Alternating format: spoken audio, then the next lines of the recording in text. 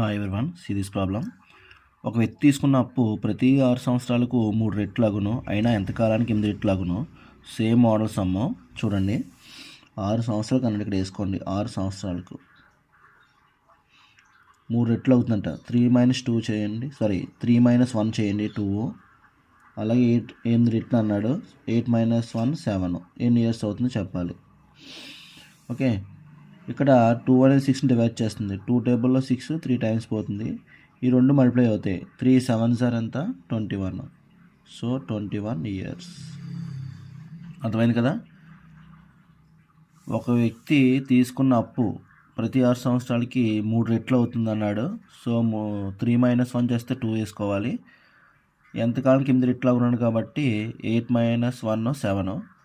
So 2 అనేది పక్కకి వెళ్తే దీన్ని డివిజన్ చేస్తుంది కాబట్టి 3 టైమ్స్ అయిపోయింది. ఈ రెండు మల్టిప్లై అవుతాయి, క్రాస్ ఉన్నాయి కాబట్టి 3 7s 21. ఓకేనా.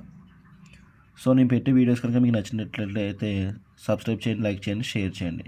ఇంకా మరిన్ని వీడియోస్ పెడుతూ ఉంటాను. Thank you all.